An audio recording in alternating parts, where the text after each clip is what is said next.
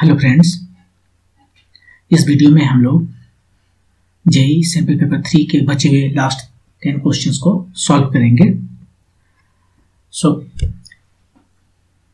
Question number 21 है, the variation of temperature of a material as heat is given to it at a constant rate as shown in the figure. The material is in solid state at the point O। यहाँ पर solid में है। The state of the material at the point P क्या होगा? P पर जो है so material का स्टेट क्या होगा? सॉलिड है, हीट दे रहे हैं इधर से, तो यहाँ पर स्ट्रेट लाइन दिखा रहा है, मतलब उसका टेम्परेचर बढ़ रहा है, लीनियरली टेम्परेचर बढ़ रहा है। यहाँ पर आकर टेम्परेचर बढ़ना रुक गया। टेम्परेचर का बढ़ना कब रुक जाता है? टेम्परेचर का बढ़ना तब रुक जाता है जब वह कोई एग्जिस्टेंस में रहता है, न दो फेजेस जब साथ में रहते हैं। जैसे कि सॉलिड यहाँ पर है, सॉलिड जो है वो लिक्विड बन रहा है। जब तक पूरा का पूरा सॉलिड मेल्ट नहीं हो जाता, सिस्टम का टेम्परेचर इंक्रीज नहीं करेगा। जब पूरा एक बार मेल्ट कर जाए, सबका सब लिक्विड बन जाए, तब उसका भी टेम्परेचर यहाँ से बढ़ना शुरू करेगा। तो P पर ये पूरा का पूरा रीजन में, केवल P ही नहीं, पूरा का पूरा रीजन में ये कोई एग्जिस्टेंस है सॉलिड और लिक्विड का। यही स्टेट है यहाँ पर, सॉलिड और लिक्विड दोनों। फिर यहाँ पर पूरा लिक्विड हो गया। अब लिक्विड के साथ साथ इसका टेम्परेचर भी बढ़ना शुरू हुआ। लिक्विड का टेम्परेचर बढ़ते बढ़ते अब वो बॉयल करने लगेगा, तो यहाँ पर वेपर बनने लगा। तो ये जो यहाँ पर स्टेट है वो है लिक्विड और वेपर। जब तक सब का सब लिक्विड वेपर में कन्वर्ट नहीं हो जाता, उसका टेम्परेचर नहीं बढ़ेगा। यहाँ भी टेम्परेचर कांस्टेंट है, जैसे यहाँ पर कांस्टेंट था।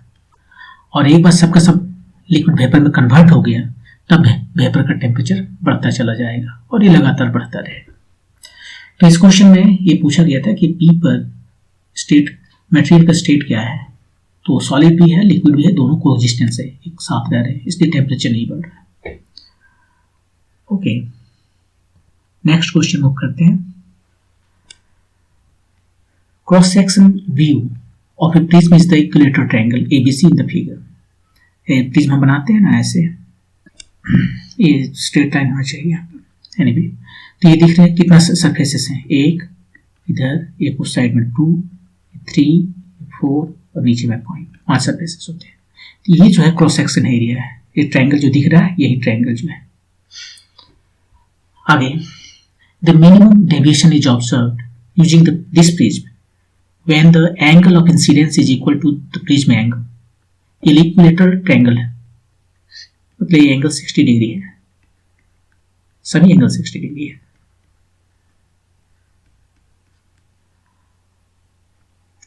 और उसने ये बता रहा है कि मिनिमम डेविएशन मिलता है जब एंगल ऑफ इंसिडेंस जो है 60 डिग्री है, एंगल ऑफ प्रिज्म के बराबर है। ये जो है सो एंगल ऑफ प्रिज्म के बराबर है, मतलब 60 डिग्री है, तब मिनिमम डेविएशन मिलता है, डेल्टा डेविएशन मिनिमम मिलता है। हम लोगों को पता है कि मिनिमम डेविएशन कब मिलता है प्रिज्म में? सिमेट्री, जब सिमेट्री फॉलो करता है, इधर से लाइट आया, इधर से गया, सिमेट्री। सिमेट्री कहने का मतलब है जितना एंगल ऑफ इंसिडेंस है उतना ही एंगल ऑफ इमर्जेंस होता है, I is equal to I prime. इसका मतलब है I is equal to I prime का मतलब है, यहां पर यदि हम स्नेल्स रूल लगाएंगे, ये R है और ये R प्राइम है, तो I और I प्राइम सेम है, और दोनों जगह यदि हम स्नेल्स लॉ लगाएं तो हमें R और R प्राइम दोनों सेम मिलेगा। हम ये भी जानते हैं कि R और R प्राइम का सम जो है सो A होता है, और यहाँ दोनों सेम है। इसका मतलब ये 2R is equal to A। तो R is equal to A/2, ये 60 डिग्री है, तो ये 30 डिग्री हो गया। तो R हमें पता हो गया, R प्राइम हो या R दोनों, ये 30 डिग्री है। ओके, क्वेश्चन क्या है आगे? The time taken by the light to travel from P, ये पॉइंट P दिखा रहा है, mid point of ABC is how many seconds, ये पूछ रहा है। स्पीड ऑफ लाइट दिया हुआ है और cos 30 का वैल्यू दिया हुआ है। इक्विलेटरल ट्रायंगल है, सारे साइड्स का जो साइड्स हैं 10 होंगे तो ये 5 हो जाएगा। ये AP कितना है, AP को ट्रेवल करने में का टाइम पूछ रहा है तो हमें डिस्टेंस पहले पता करना पड़ेगा। AP कितना हो जाएगा, आप निकाल लो 10 sin 60 degree, 10 times square root 3/2 so 5√3। ये 10 है तो ये वाले यहाँ तक जो है सो 10 cos 60 होगा या 10 sin 60 होगा, और नहीं तो पाइथागोरस थ्योरम भी यूज कर सकते हैं। 10 स्क्वायर ये हाइपोटेन्यूज माइनस ये 5 स्क्वायर, 100 माइनस 25 75 सो 5 स्क्वायर रूट 3। सेम जो भी मन हो उसे बना सकते हैं। टाइम निकालना है तो अब हमें टाइम कैसे पता चलेगा, एपी को ट्रेवल करने में जो टाइम पता चलेगा उसका जो डिस्टेंस है बाय वे स्पीड, लाइट का स्पीड इसमें क्या है। अब लाइट का स्पीड क्या होता है, म्यू के बारे में हमें पता है ना। ये म्यू रिफ्रैक्टिव इंडेक्स को कैसे डिफाइन करते हैं, रिफ्रैक्टिव इंडेक्स को डिफाइन करते हैं C/V, speed of light in vacuum divided by speed of light in the medium.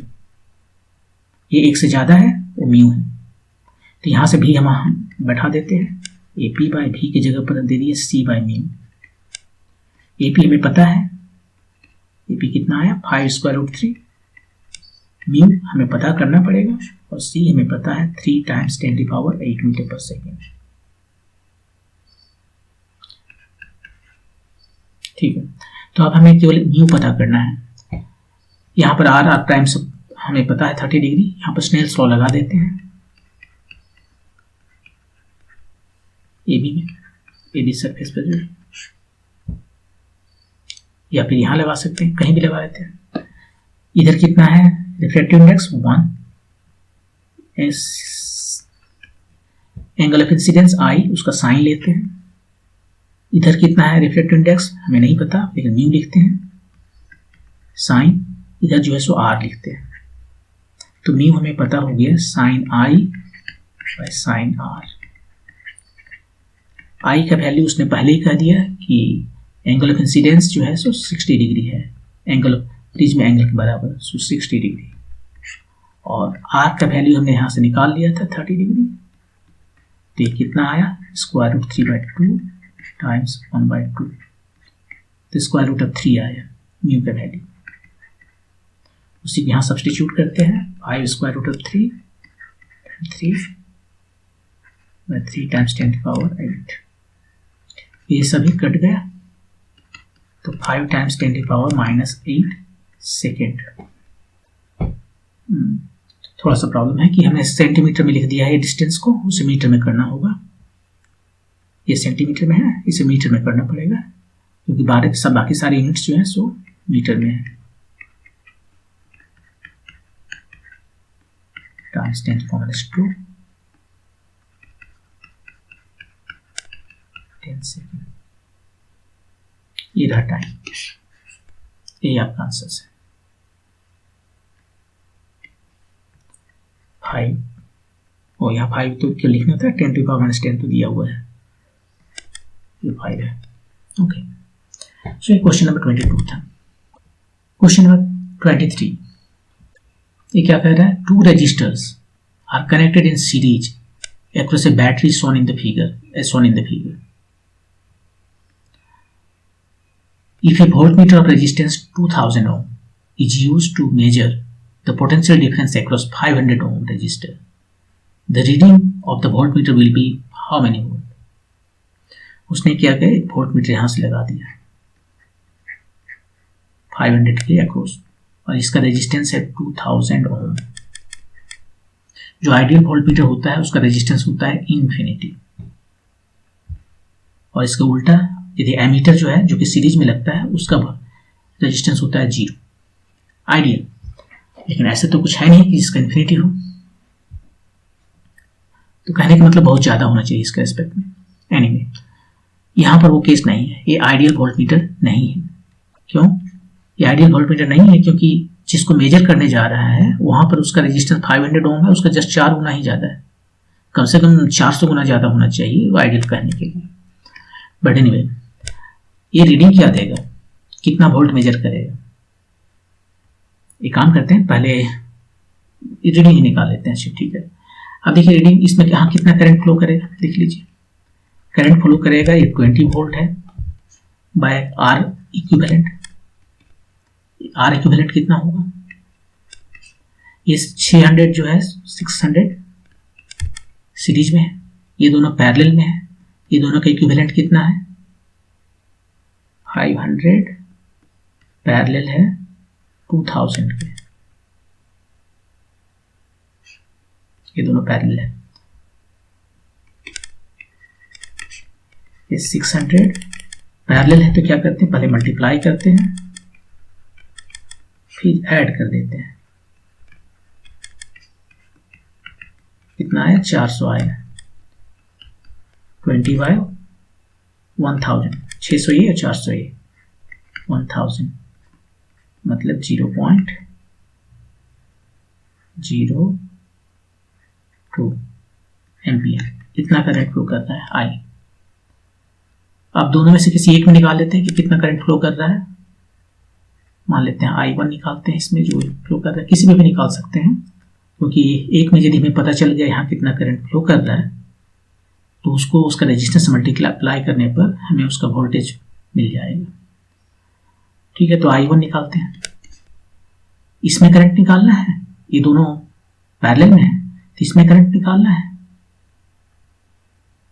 तो इसका रेजिस्टेंस लेते हैं 500, डिवाइड करते हैं उसका और दूसरा जो है उसका रेजिस्टेंस टाइम्स आई से, कितना आया 500 बाय 2500, आई है 0.02 एम्पियर, 0.004 इतना एम्पियर। अब I1 हमें पता चल गया तो वोल्टेज कितना होगा, तो वोल्टेज जो है, जो रीडिंग है ये रीड करेगा I1 टाइम्स 2000। I1 किस में फ्लो कर रहा है 2000 में, तो I1 जो है 0.004 होगा, कितना 4, हाँ, टाइम्स 2000, ये हो गया 8 वोल्ट, यही रीडिंग है 8 वोल्ट, तो आंसर हो गया 8 वोल्ट। ओके, आप इसको ऐसे भी बना सकते थे, करंट जो है हम यहाँ पर जो निकालें वो निकालने की जरूरत नहीं है, आई हमें पता है, जैसे यहीं पर लिख देते हैं, आई हमें पता हो गया है कि 0.02 एम्पियर है, राइट, 0.2 एम्पियर है ये करंट, तो इसमें भी तो उतना ही करंट फ्लो करता है। यहाँ कितना वोल्टेज ड्रॉप हुआ, वोल्टेज अक्रॉस 600, उसका करंट टाइम्स 600, ये है 0.04 नहीं 2 एम्पियर है।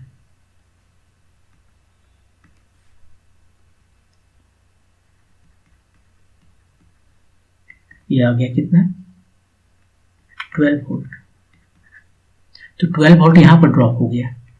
यहाँ कितना ड्रॉप होगा, जो बच गया टोटल तो 20 वोल्ट है ना, उसमें से 12 वोल्ट यहाँ ड्रॉप हो गया, तो यहाँ 8 वोल्ट ड्रॉप होगा, तो ऐसे भी निकाल सकते थे। अच्छा, इसमें आंसर तो हमें आ गया 8 वोल्ट। अब थोड़ा चेक करें कि इसका एक्चुअल कितना ड्रॉप यहाँ होता है, यदि इन्फिनिटी वाला लगाते हैं हम, आइडियल ये एक्स्ट्रा में है, क्वेश्चन से नहीं रिलेटेड है, यदि ये आइडियल होता तो कितना होता, ये मान लीजिए हमारे जो वोल्ट मीटर है वो आइडियल होता है, कितना है 500 and 600, 500 ओम 600 ओम, ये 20 वोल्ट है, ये 20 वोल्ट है। ओके, तो इसका ऑलमोस्ट ये क्या करता है, करंट यहाँ पर जो आता, ये दोनों का इक्विवेलेंट रेजिस्टेंस कितना होता है, जस्ट 5, जो पैरेलल में रहते हैं तो क्या करते हैं, जो इक्विवेलेंट रेजिस्टेंस होता है वो दोनों में से जो कम है उससे भी थोड़ा कम हो जाता है। देख लीजिए यहाँ पर ये आर इक्विवेलेंट जो निकालते हैं R1 times R2 bye R1 plus R2, ये R2 भी इससे कम है, R1 भी इससे कम है। तो इससे क्या होता है कि यदि R1 हमारा कम है तो R2 को यहाँ रखते हैं और तब भी ये 1 से छोटा है, ये नंबर जो है 1 से छोटा है, तो R इक्विवेलेंट जो है R1 जो कि ऑलरेडी छोटा है दोनों में से, मिनिमम है यहाँ पर, लोवेस्ट है, मिनिमम कैसे कहें, दो में उसको 1 से कम नंबर से मल्टीप्लाई करते हैं तो जो R इक्विवेलेंट मिलेगा उससे भी छोटा मिलेगा। तो यदि हमारे पास 5 ओम और 25 ओम का जो है दो रेजिस्टेंस पैरेलल में है तो जो इक्विवेलेंट मिलेगा वो 5 से कम होगा। तो वैसे ही 500 ओम से थोड़ा कम होगा। ये जितना ज़्यादा डिफरेंस है यहाँ पर है, इन्फिनिटी है तो सिंपली एग्जैक्टली 500 मिलेगा, निकाल के देख लीजिए। इस केस में आर इक्विवेलेंट 500 टाइम्स, आप बोलेंगे कि यहाँ पर तो मुझे इन्फिनिटी मल्टीप्लाई करना पड़ेगा, 500 प्लस इन्फिनिटी। ये इन्फिनिटी रखने से गड़बड़ हो जाएगा, ऐसे करते हैं इसको बड़ा नंबर ले लेते हैं, क्या लिखूँ इसे में x लिखता हूँ x, और इसका लिमिट लेंगे when x tends to infinity। अब हम इसको क्या करते हैं, x tends to infinity, ये 500 ऊपर में रखें, x को नीचे ले आए तो 500 बाय x प्लस 1। अब ये x यदि इन्फिनिटी है तो ये टर्म 0 हो गया और तब हमारे पास बचा 500 बाय 1, 500। तो ये इक्विवेलेंट रेजिस्टेंस जो है सो 500 यहाँ पर है और ये 20 वोल्ट करंट निकाल रहे हैं, 500 प्लस 600 1100 ये करंट है। तो वोल्टेज इसके अक्रॉस कितना आएगा,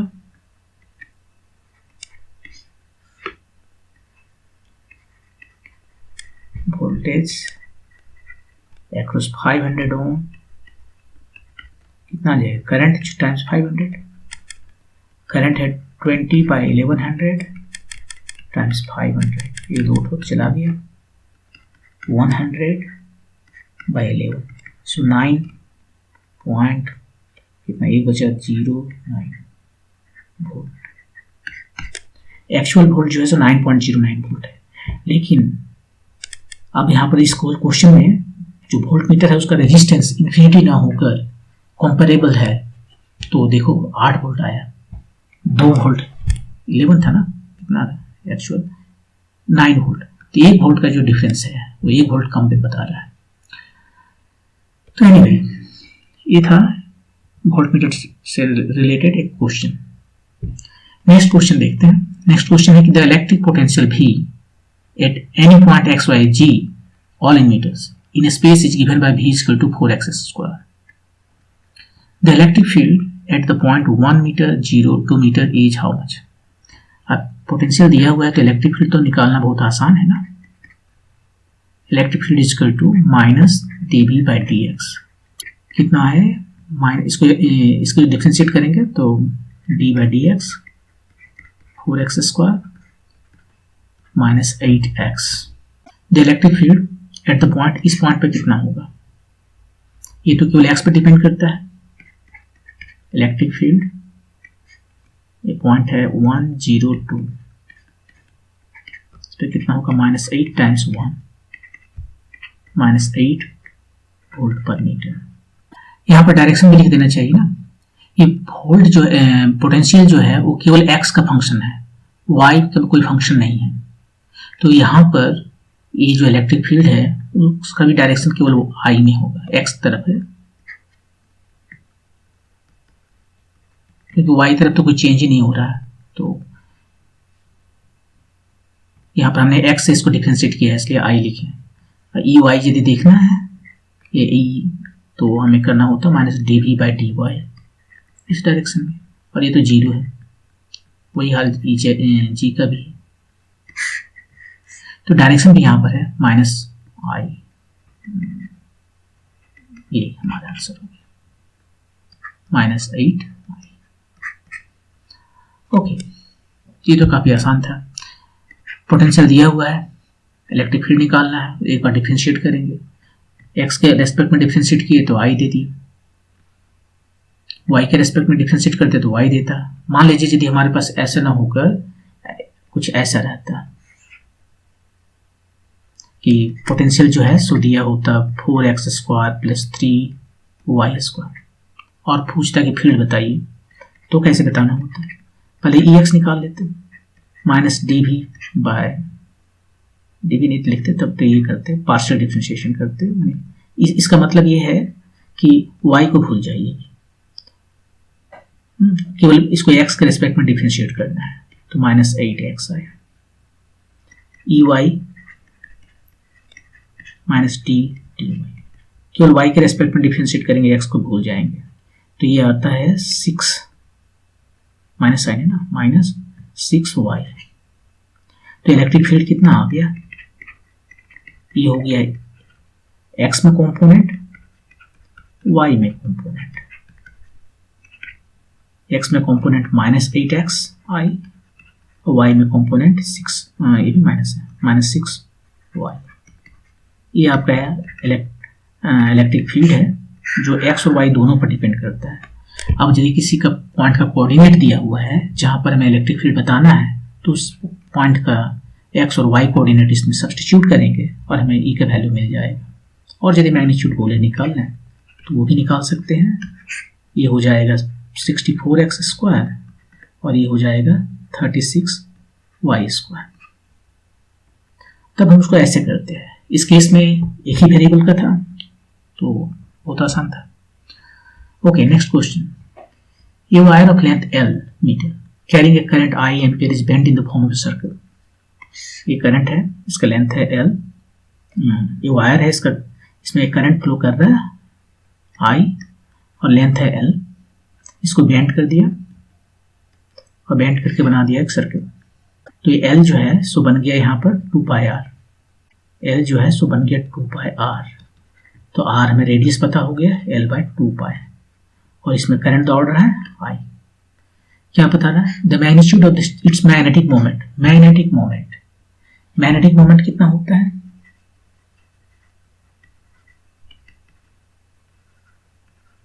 ये मैग्नेटिक मोमेंट शॉर्ट में कहते हैं मैग्नेटिक डायपोल मोमेंट। जैसे कि इलेक्ट्रिक डायपोल मोमेंट होता है, इसको हम बोलते हैं Q times L। Direction -q2 + q, जैसे -q यहाँ पर है +q यहाँ पर है और डिस्टेंस L है, तो ये इसका डायपोल मोमेंट है। -q2 + q डायरेक्शन है, -q2 + q। वही मैग्नेट होता है। ये नॉर्थ पोल है, साउथ पोल है, ये नॉर्थ पोल है, साउथ टू नॉर्थ।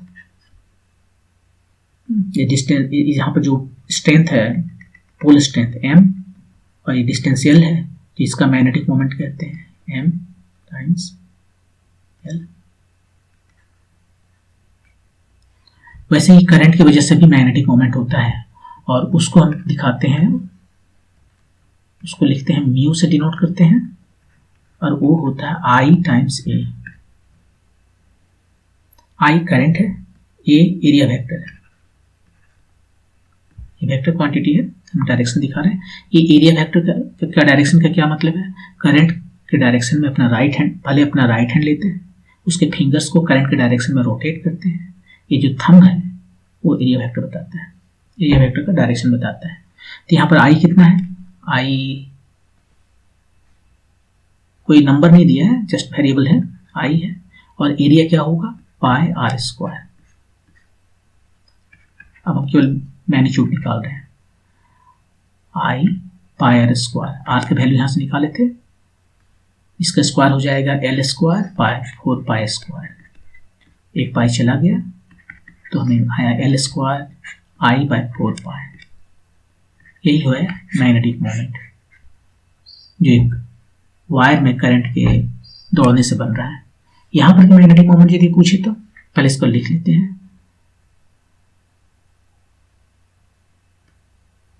ये L² I/4π। ओके, अब यदि कोई कहे कि नहीं मुझे बताइए कि यहाँ पर कितना मैग्नेटिक मोमेंट है, कि कोई एरिया जो है उसको कवर नहीं कर रहा है, यहाँ पर क्या एरिया है, जैसे इसने एरिया कवर किया ना, यहाँ पर कोई एरिया ये कवर नहीं कर रहा है, ये ओपन है। जब तक क्लोज्ड लूप नहीं होगा जो कि एरिया कवर करे, तब तक उसका कोई मैग्नेटिक मोमेंट नहीं होता है, क्योंकि हमें यहाँ पर एरिया वेक्टर देना है। इसका एरिया 0 है, तो यहाँ मैग्नेटिक मोमेंट की बात करेंगे तो 0 हो गया। ओके, नेक्स्ट क्वेश्चन चलते हैं। A coil inductance 8.4 millihenry and resistance 6 ohm is connected to a 12 volt battery. The current in the coil is 1 ampere at approximately some time. Time पूछ रहा है किस टाइम में करंट जो है 1 एम्पियर होगा। क्या कह रहा है, एक इंडक्टर है, एक रेजिस्टेंस है और उसको कनेक्ट किया गया 12 वोल्ट बैटरी से।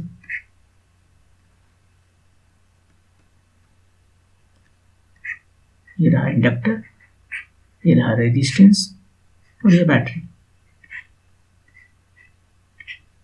12 वोल्ट का बैटरी है। इसका वैल्यू है 8.4 मिली हेनरी और रेजिस्टेंस है 6 ओम। जैसे इसका स्विच ऑन करेंगे, कहीं पे यहाँ स्विच दे देते हैं, जैसे स्विच ऑन करेंगे इसमें करंट फ्लो करना शुरू करेगा, राइट। अब यहाँ पर हमें जो है सो चार्जिंग इक्वेशन इसका पता रखना पड़ेगा। तो चार्जिंग इक्वेशन ये हो, LR सर्किट हो या CR सर्किट हो, दोनों का सेम ही होता है। चार्जिंग के लिए यहाँ पर चार्जिंग हो रहा है,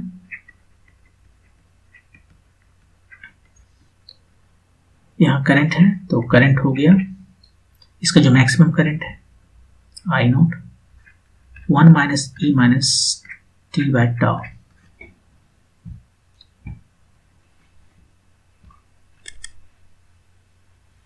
और ये एप्सिलॉन नॉट कितना होगा, ये होगा एकदम बहुत देर के बाद में जो चार्ज चलेगा, बहुत देर के बाद में ये जो है कोई भी अपोज नहीं करेगा, तो ये बेकार हो जाता है। शुरू में क्या है, देखो यहाँ पर शुरू में जो चार्ज बढ़ रहा है, जब चार्ज बढ़ रहा है, करंट बढ़ रहा है, तो करंट जब बढ़ रहा है तो यहाँ पर फ्लक्स चेंज हो रहा है। अब उसके वजह से ये इंड्यूस करता है ये इंड्यूस करता है ऑपोजिट डायरेक्शन में इलेक्ट्रोमैग्नेटिक फोर्स। उसकी वजह से करंट का स्पीड अफेक्ट करता है, लेकिन धीरे धीरे जब स्पीड मैक्सिमम हो जाएगा तो अब करंट चेंज नहीं कर रहा, तो ये बेकार हो गया। ये इंडक्टर तब तक काम करता है जब तक करंट चेंज करे, तो ये बेकार हो गया, तो केवल R यहाँ बचा। तो I0 वही सिचुएशन है जब ये सेचुरेट कर गया है, बहुत देर के बाद में ये फुली इसका E बाय R हो गया, ये बेकार हो जाता है बहुत देर के बाद में। और 1 minus E T by tau. Tau क्या है, टाउ इस केस में L बाय R है। यदि कैपेसिटर होता तो उस केस में टाउ C R होता, यहाँ L बाय R है, कैपेसिटर के केस में CR होता और कोई चेंज नहीं। डिस्चार्जिंग होता तो ये इक्वेशन जस्ट 1 हट जाएगा, सो 1 माइनस हट जाएगा। इनिशियली बहुत ज़्यादा करंट है और उसके बाद में करंट धीरे धीरे, ये सेचुरेशन वाला करंट है और उसके बाद करंट धीरे धीरे घटेगा, ऐसा होता है। खैर यहाँ पर चार्जिंग की बात है तो उसी को रहने देते हैं। अब वैल्यू सबका सब्स्टिट्यूट कर देते हैं, हमें पता चल जाएगा कि कब जो है ये चार्ज है। करंट 1 एम्पियर है, 1 एम्पियर करंट है। ये कितना है, एप्सिलॉन 12 वोल्ट है, R 6 वोल्ट है, 1 माइनस E T ये टाइम हमें बताना है, और टाउ मतलब L बाय R कितना है, यहाँ से निकाल लेते हैं पहले, उसके बाद रखेंगे। L 8.4 मिली है, मिली, R 6 है, कितना हो गया, 14 6 84, 10 power minus 3, 1.4 times 10 power 3। Okay, ये 2 आ गया, इसको इधर ले आते हैं तो ये हाफ हो गया, ये हो गया 1 minus E to the power T times 10 to power 3 by 1.4। ठीक है, इसको इधर ले आए तो हाफ हो गया, E to the power minus T times 10 to power 3 by 1.4। तो 2 का मतलब है पावर इधर हो गया, तो अभी स्थिति हम लॉग ले रहे हैं, log 2 तो ये हो गया t टाइम्स 10⁻³ बाय 1.4। एक्चुअली यहाँ से कैलकुलेशन नहीं करना चाहिए था, फाइनली यहाँ से t का वैल्यू निकाल ही लेना चाहिए था। एनीवे अब इसको कर दिए तो कर दिए, इसमें मिस्टेक होने का ज़्यादा चांसेस रहता है। 1.4 टाइम्स ln2 ये कितना होता है, ये याद रखने के लिए बात है। log to the base e of 2 होता है 0.693 बाय 10⁻³ 14 थी 42, 14 9 126 और 4 26 4 30 13 14 6 84 और 13 87 97 बाय 10⁻³ 3 1 4 3 1 4। सो ऑलमोस्ट ये 1 हो गया। तो 10⁻³ सेकेंड में मतलब 1 मिली सेकेंड, ऑलमोस्ट 1 मिली सेकेंड में करंट 1 एम्पियर हो जाएगा। और मैक्सिमम करंट कितना होगा, मैक्सिमम करंट यहाँ से देख लिए है, कहीं तो निकाले थे शायद, ये 12/6 2 एम्पियर। 1 सेकेंड के बाद में ये होगा 1 मिली सेकेंड के बाद में 1 एम्पियर हो जाएगा। तो ये था question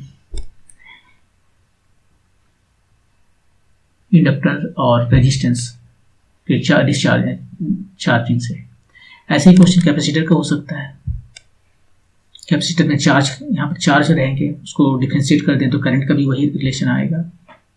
27 A telephonic communication service is working at carrier frequency of 10 GHz. Only 10% of it is utilized for transmission. How many telephonic channels can be transmitted simultaneously if each channel requires a bandwidth of 5 kHz? ये question वो Apple वाला question है कि 10 Apple खरीदे हैं 25 रुपये में, तो 25 रुपये में नहीं मिलेगा, मान लो 200 रुपये में 10 एप्पल खरीदे हैं तो 15 एप्पल कितना में मिलेगा, कुछ इस तरह का क्वेश्चन है। देखिए आपके पास जो बैंडविड्थ है वो कितना है, 10 GHz है और उसका 10% ही यूटिलाइज हो रहा है। और कितना नंबर ऑफ चैनल्स है, कि नंबर ऑफ चैनल्स निकालना है।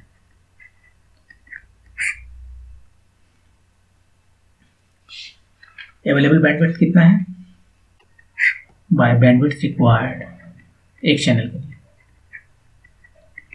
वही ना, एक का दाम कितना है,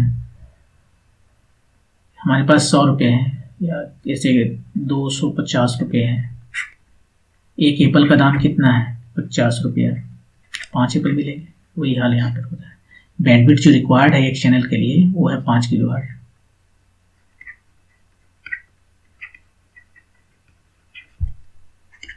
और बैंडविड्थ अवेलेबल कितना है, 10 GHz है, गीगा मतलब 9, और उसका केवल 10% ही अवेलेबल है, तो सब नहीं ले सकते, केवल 10% में 0.1। और यहाँ पर चाहिए 5 किलोहर्ट्ज़, 5 किलोहर्ट्ज़ एक चैनल के लिए, तो इतना हमारा टोटल हो जाएगा चैनल। 5 दूनी 10, ये हो गया 2 टाइम्स 3 1 4 5, सो 2 लाख। ये 2 लाख जो है 100 हो गया हमारा नंबर ऑफ चैनल्स।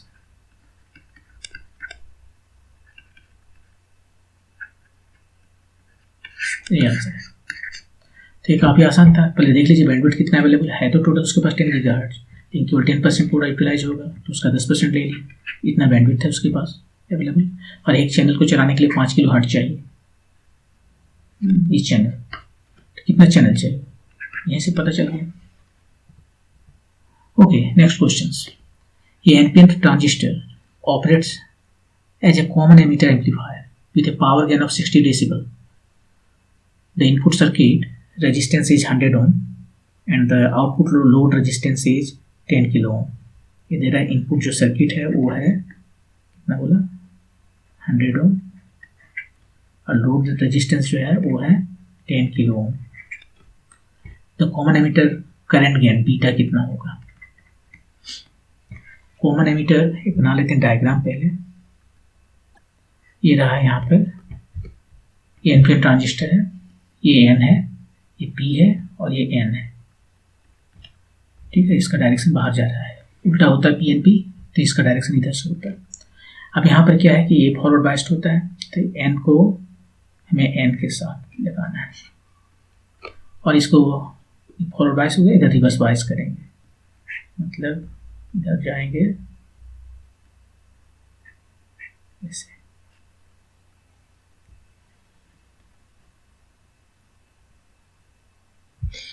ये रिवर्स बाइस होना चाहिए। तो ये एन है, एन जो है सो एन के साथ में है, नहीं तो कुछ गलत हो गया ना, एन को पी के साथ करना है।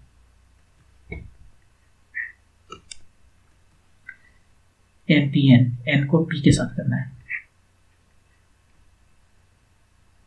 तो ये हो गया रिवर्स बायस, ये हो गया फॉरवर्ड बायस। एनीवे, ये एमीटर है, ये कलेक्टर है और ये बेस है। यहाँ पर एक रेजिस्टेंस है जिसको RI बोलता है, इनपुट रेजिस्टेंस है। यहाँ से हम आउटपुट उठाते हैं, ये आउटपुट जो है यहाँ पर और भी दिया होगा,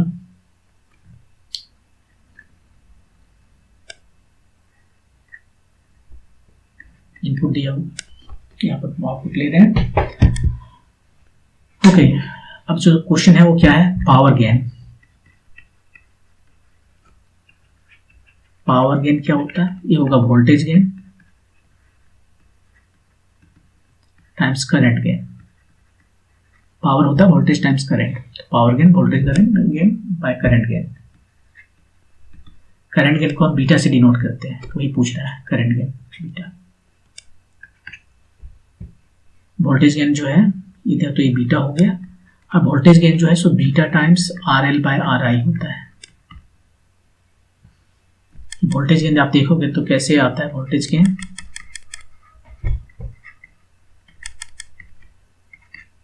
VO by VI, output voltage input voltage. Output voltage यहाँ पर क्या है, ये RL है, RL टाइम्स करंट इसमें जो फ्लो कर रहा है IC, और ये यहाँ पर जो ये है इनपुट वोल्टेज जो है वो जो यहाँ पर करंट फ्लो कर रहा है ये RI, और यहाँ पर जो करंट फ्लो कर रहा है IB। IC बाय IB जो है उसको हम यदि कॉमन एमीटर में ये एमीटर जो है ये दोनों के साथ कनेक्टेड है, इसके साथ भी और इसके साथ भी, तो कॉमन एमीटर केस में इसी को हम बीटा कहते हैं, RL बाय RI बीटा, वही मैंने लिखा है। तो ये हो गया बीटा स्क्वायर। RL का वैल्यू कितना है, सब्स्टिट्यूट करते हैं, 10 किलो ओम, 10 किलो ओम, और RI है 100, राइट, 100। तो आगे B square, beta square times 3 4 2 है। तो ये है पावर गेन इतना। पावर गेन का वैल्यू दिया हुआ है लेकिन वो डेसिबल में दिया हुआ है, तो उसे पहले हमें कन्वर्ट करना होगा। डेसिबल में हम कैसे लिखते हैं, डेसिबल में लिखते हैं कि हम पहले उसका लॉग ले लेते हैं जो पावर गेन है। आउटपुट, पावर गेन मतलब आउटपुट और इनपुट, इसको लॉग में लेते हैं और 10 से मल्टीप्लाई कर देते हैं। ऐसा करने से जो कुछ भी हम ले रहे हैं यहाँ पर, जैसे यहाँ पर हम पावर गेन ले रहे हैं, वो हमें मिल जाएगा डेसिबल में। उसने कहा 60 डेसिबल है, ठीक है, 60 रख दिया, और इसका बेस 10 होना चाहिए, यहाँ बेस P नहीं है, तो कितना आ गया, ये तो 0 चला गया, P0 बाई PI, ये लॉग है तो उधर 10 का पावर जाएगा, 6 हो गया, बहुत बड़ा नंबर है। उसी को हम यहाँ से लिखते हैं, ले चलते हैं यहाँ पर और इधर कैलकुलेशन करेंगे। ओके, तो ये हो गया 10⁶। तो बीटा कितना हुआ, बीटा हुआ 10⁴ हो गया इधर, मतलब 100, बीटा जो है 100 आ गया, यही आंसर हो गया। नेक्स्ट क्वेश्चन डायोड से है, semiconductor diode. At 0.3 volt and 0.7 volt, the diode G for germanium, Si for silicon becomes conductor respectively. ये germanium वाला germanium based diode है, ये silicon based diode है। In given figure, if inch of diode G, ये G अलग है, converted अलग है, the change in potential V, ये वाला V0 will be how much, how many voltage. तो क्या कह रहा है, ये इस तरह से लगा हुआ है, जर्मेनियम बेस्ड डायोड है, सिलिकॉन बेस्ड डायोड है, और ये कंडक्ट करने के लिए जर्मेनियम को चाहिए 0.3 वोल्ट मिलेगा तो ये कंडक्ट करने लगेगा। इसको कंडक्ट करने के लिए चाहिए 0.7 वोल्ट। ओके, अब बोल रहा है कि यदि इंड ऑफ डायोड्स को जो है ओवरटर्न कर दिया जाता है, जर्मेनियम इंड्स ऑफ डायोड, इसका जो इंड है डायोड जर्मेनियम का, उसको इस तरह से कर दिया जाता है, उल्टा बना ऐसे, मतलब इसको फ्लिप कर देना है, इंड ये जो है टर्मिनल को इंड चेंज कर देना है। तब तो उस केस में क्या होगा, अभी तो ये दोनों ही फॉरवर्ड बायस्ड है ना, इसका पॉजिटिव है, ये नेगेटिव है, पॉजिटिव पॉजिटिव से कनेक्टेड है, नेगेटिव नेगेटिव से कनेक्टेड है। लेकिन ऐसा करने पर क्या होगा कि ये नेगेटिव से ये रिवर्स बायस हो जाएगा, तो इसमें कभी करंट फ्लो ही नहीं करेगा जर्मेनियम में। तो यहाँ पर वोल्टेज कुछ और आएगा। फिलहाल क्या वोल्टेज आ रहा है, इसके पास 12 वोल्ट है, दोनों ही कंडक्ट कर सकते हैं, लेकिन अब कौन कंडक्ट करे, ये 0.3 वोल्टेज इसको मिलने पर जो कंडक्ट करता है वो करेगा, या 0.7 वोल्ट मिलने पर कंडक्ट करेगा वो करेगा। आप बोलोगे दोनों कर सकता है, लेकिन यहाँ प्रॉब्लम है, दोनों यदि करेगा तो ये दोनों पॉइंट के बीच में वोल्टेज कितना रहेगा, 0.3 वोल्ट या 0.7 वोल्ट। तो उस केस में जो छोटा वोल्टेज है वही उसी को करने दो, तब सब सही सलामत रहेगा। छोटा जो 0.3 वोल्ट लेकर कंडक्ट करेगा, ये कंडक्ट नहीं करेगा, तो इसके बीच में 0.3 वोल्ट रह जाएगा। यदि इसको उल्टा होता है, 0.7 वोल्ट कंडक्ट करता है तो वोल्टेज हो जाता है 0.7 वोल्ट, और ये भी कंडक्ट कर रहा है तो 0.7 वोल्ट तो ये दे नहीं पाएगा, तो इसलिए वो कंडक्ट नहीं कर पाएगा। और इसके बाद ये फेयर नहीं है कि 0.3 वोल्टेज पर जो कंडक्ट करता है वो कंडक्ट न करके 0.7 वोल्ट वाला कंडक्ट कर रहा है, ये फेयर नहीं है, इसलिए ये पहले कंडक्ट करेगा। तो फर्स्ट केस में, केस 1, जर्मेनियम कंडक्ट कर रहा है, तो यहाँ वोल्टेज कितना आएगा, यहाँ ये कंडक्ट कर रहा है मतलब 0.3 वोल्ट, 0.3 वोल्ट खर्चा हो गया, यहाँ 12 वोल्ट था, 0.3 वोल्ट इसने खर्चा कर दिया, बच गया कितना, वो है V0। 12 वोल्ट में से 0.3 वोल्ट खर्चा कर दिया, 11.7 वोल्ट बच गया। ठीक है, फर्स्ट केस। केस 2, अब उसने क्या किया, जर्मेनियम का इंड चेंज कर दिया, तो अब जर्मेनियम जो है इसको कंडक्ट करेगा ही नहीं। अब मैं इसको यहाँ पर ऐसे कर देता हूँ, ये कंडक्ट नहीं कर रहा, अब ये कंडक्ट कर रहा है, तो अब ये कंडक्ट कर रहा है। सेकंड केस में सिलिकॉन कंडक्ट कर रहा है। ठीक है, तो वोल्टेज यहाँ पर कितना आएगा, ये 12 वोल्ट है, यहाँ पर खर्चा कितना किया इसने, किया 0.7 वोल्ट, तो ये कितना 11.3 वोल्ट। चेंज कितना आया है, यहाँ पर भी में जो चेंज आ रहा है वो कितना आया, चेंज इन V0, बाद में पहले कितना था 11.7, अब हो गया 11.3, 0.4 वोल्ट। 0.4 वोल्ट जो है सो कम हो गया, यहाँ पर यही चेंज आया 0.4 volt. Next question, in a line of sight radio communication, a distance of about 50 km is kept between the transmitting and receiving antennas. If the height of the receiving antenna is 70 meters, then what should be the minimum height of the transmitting antenna? Radius of the earth is 6400 kilometre. ये क्या कर रहा है, पहले तो धरती बनाते हैं, ये धरती है, ये इसका सेंटर है, और उसके बाद क्या करते हैं कि देखिए अब क्या है, ये बोल रहा है कि 50 किलोमीटर डिस्टेंस पर जो है दो ठो एंटीना खड़ा किया है, एक ट्रांसमिटिंग एंटीना और एक रिसीविंग एंटीना, और ये जो कम्युनिकेशन है वो line of site radio communication है। पहले इसको बना लेते हैं, दिक्कत होता है, ये रहा इधर, ओके, ये सेंटर है, इसको वो कहते हैं। यहां से हम, ये टेंजेंट हो गया, परपेंडिकुलर ड्रॉ किए, ये रेडियस है,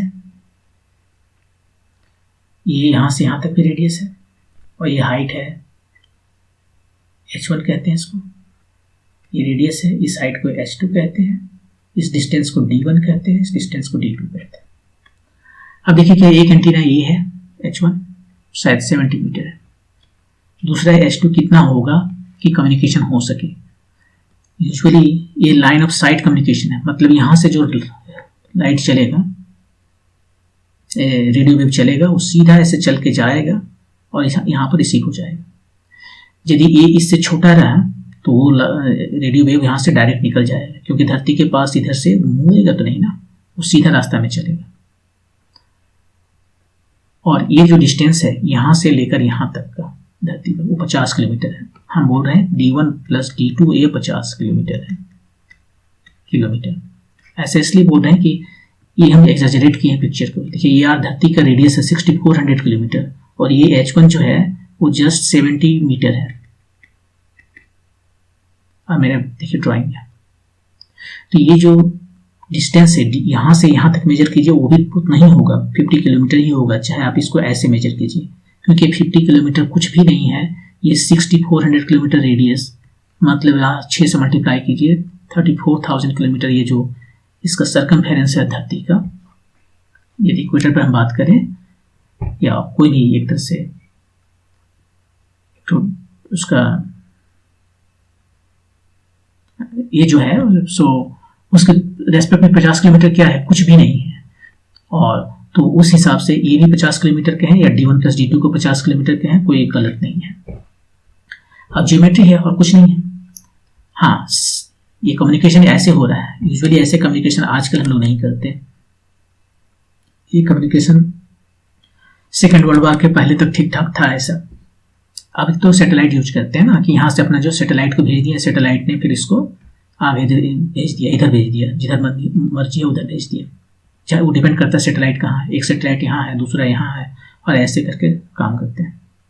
लेकिन पहले वर्ल्ड वॉर 2 के पहले जब सैटेलाइट नहीं थे तब के लिए है, तो 50 किलोमीटर तक जाना है तो दूसरा जो यहाँ रिसीविंग एंटीना है उसको कुछ ऊंचा रहना पड़ेगा। यहाँ वही सवाल है कि ये 70 मीटर ऊंचा है, H2 कितना ऊंचा है ये रिसीव कर सके सिग्नल। तो बस ज्योमेट्री यूज करते हैं। D1 कितना है, इसमें यूज करते हैं √r plus H1 square, Pythagoras theorem use करते हैं माइनस r स्क्वायर। ये कितना आया, ये आया r स्क्वायर, तो कैंसिल हो गया, 2r H1 plus H1 square, ये r स्क्वायर यहाँ से कैंसिल हो गया। अब H1 तो बहुत छोटा है तो हम क्यों लिखने जाए उसे, यहाँ r आ गया है एक तो, ये 0 के बराबर हो गया। ये r है 6400 किलोमीटर, ये होगा कुछ 100 मीटर, और उसका भी स्क्वायर किए हैं, इतना छोटा नंबर, तो जस्ट 2r H1 लिखना ही काफ़ी है, अप्रोक्सीमेट है थोड़ा सा। वैसे ही D2 को लिख सकते हैं 2r H2, ओके। और जो कुछ हमें दिया गया है वो है D1 प्लस D2, ये है 50 किलोमीटर, मीटर में कर देते हैं। यहाँ से कितना आया, D2r कॉमन कर लिए, √H1 प्लस H2,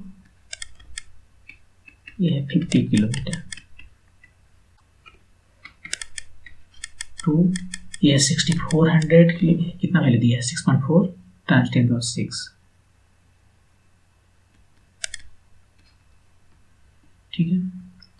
ये कितना है, H1 70 मीटर है, H2 हमें पता करना है 50 टाइम्स 10⁻⁻, इसको सिंप्लीफाई कीजिए और आपका आंसर आ जाएगा 70 प्लस √H2,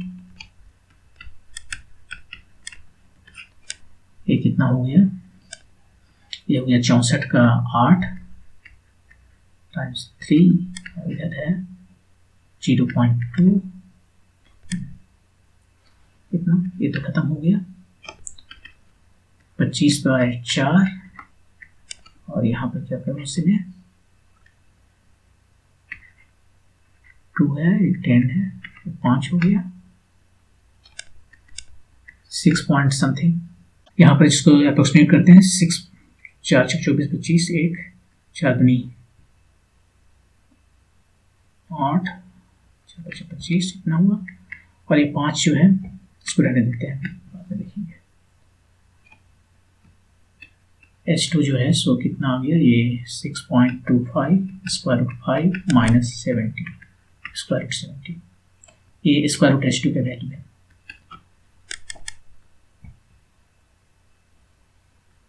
अब इसको कुछ मल्टीप्लाई करना पड़ेगा, इसके सिवाय कुछ और रास्ता नहीं। 2.24 माइनस से 70 का कितना आ जाएगा, 8 पॉइंट समथिंग, 8 पॉइंट कितना निकाल लेते हैं, 64 6 8 16 4 ले लेते हैं, 8.4 कुछ ऐसे। आप इसको सिंप्लीफाई कीजिएगा तो आपका आंसर आएगा फाइनली 32 मीटर। ये H2 का वैल्यू। ये कुछ ले, यहाँ पे देखिए कितना आ रहा है, 6.25 को 6.25 तो 13, 15 होगा और ये 8 होगा कुछ ऐसे, 7 होगा, 7 नहीं और भी कुछ कम आएगा, 15 नहीं रहेगा, 6 12 14 में भी 6 से कुछ ऐसे 6 5 के करीब आएगा, ये 32 रहेगा, 32 मीटर। ये आंसर आपका हो जाएगा। तो ये था क्वेश्चन नंबर 30 और ये सेट 3 कंप्लीट हो गया। नेक्स्ट टाइम सेट 4 लेके आएंगे। Thank you.